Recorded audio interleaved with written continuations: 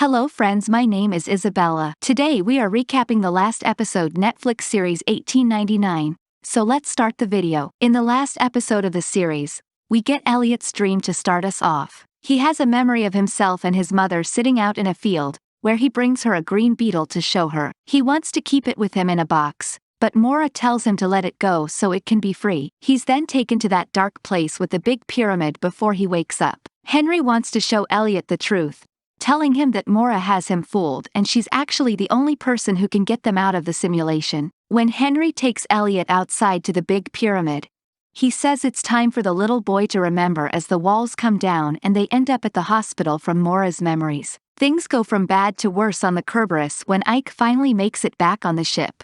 The remaining passengers, Maura, Tova, Ramiro, Ling Yi, Jerome, Clem, Virginia, all look to Ike for answers, but he's just as confused as the rest of them. He demands to know who Daniel is and how he got him on the Prometheus, but Maura doesn't know. She explains that Daniel is her husband and the little boy is her son, but she doesn't remember any of it. She then turns to the other passengers and tells them she doesn't believe any of this is real. She explains that her father is the owner of the ship company and she thinks he's controlling everything. Though they don't believe her, she asks if they remember how they got onto the Kerberos, and none of them know. Cut to Daniel, and he's working on the power source of the Kerberos while trying to change something with his device. But nothing's working. We'll find out what he's doing soon enough. As he meddles, the lights on the ship flicker and then turn red as the black protrusions continue to grow. The other passengers on the ship decide they should just simply leave now that they're in the shipyard, but that proves easier said than done. They run through all the halls and the black protrusions only get larger and larger, trapping them on the ship. Ike and Maura decide to go to Daniel's room after Maura's floorboard hatch disappeared, and they go down to his memories. They end up in that house again, and Ike sees the photographs of Maura, Daniel, and Elliot together. She tells him that she doesn't remember and doesn't feel anything when looking at the pictures. Ike questions if maybe Daniel isn't telling the truth and his memories are illusions. Maura is determined to figure out the simulation nonetheless, theorizing that maybe it's structured like a brain is. Maybe different areas mean different things. As she explains to Ike, inside the brain, memories are stored in different areas but they're connected to each other through neural pathways. She and Ike start taking down the walls and they see the pathway with all the wires. There's a flashlight inside and they take it, walking through to explore other areas. At the hospital from Maura's memories, Henry shows Elliot the room with the chair and instructs him to take a seat so he can bring back his memory. He sticks him with a needle with some type of memory serum, and Elliot watches as he sees a vision of his parents from another time. You can't stop him from dying, Maura. Daniel's voice can be heard before Maura sticks a shot in Elliot's neck. It's the only way for us to be together, she tells him. Elliot comes back to reality and Henry reveals the truth.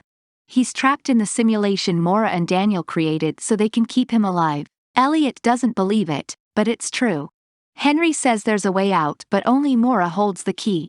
As Daniel works on the power source with his device, the other passengers on the Kerberos are able to walk through different reality portals as they experience each other's memories. They see strange things, for example when Ling Yi sees Oleg covered in grease walking around.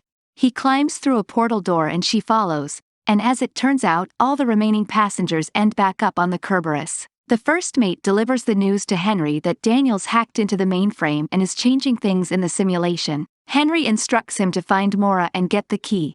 Meanwhile, Maura and Ike end up back at the hospital to try and find her father's office, but the sailor finds them first. He asks for the key, explaining that the simulation is falling apart, and she hands it to him. He uses his device and suddenly Ike falls to the floor, dead. Maura orders him to bring Ike back, but he says it's impossible. Maura and Henry reunite and she demands to know where Kieran is, but her father says that's the least of her worries. The simulation changes and now Maura is strapped into the chair, with Henry explaining to her that she's the creator of all of this. She tried to heal her pain but she only ended up creating more. Henry and Elliot stick her with a shot, seemingly another memory eraser. Henry tries to use the key on the pyramid but it doesn't work as they realize Daniel ended up changing the code. After an overhead voice counts down the time on the Kerberos, the ship explodes. Maura wakes up on the ground in a hospital gown and she walks over to the gravesite where Elliot's playroom is. She walks downstairs and Daniel appears after her,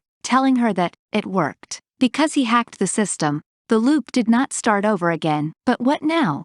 Mora has a lot of questions and Daniel tells her that they're in the first simulation they ever created and that because he reprogrammed everything, the shot Mora was given actually brought her here. The Pyramid Henry has no longer holds power, and there's a new, more colorful one they can use along with Mora's wedding band as the key. Daniel explains that Mora's brother took over the simulation and has been controlling everything, which is why they were on a loop. Mora must go back to reality to stop her brother, but before she does so she asks Daniel if he'll be there. He tells her he'll always be with her, and then helps her go back. When Mora wakes up next, she's in a spaceship traveling through space. She's strapped into the wall with a device over her head, and when she looks around she sees other people she met on the Kerberos, like Ike, all strapped in as well. This seems to be how you can enter the simulation. She walks around the ship and goes to the computer, where the screen says it's the year 2099. The spaceship they're on is called the Prometheus, and as far as we can tell,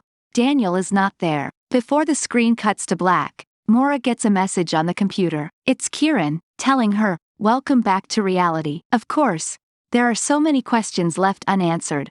Thanks for watching this video.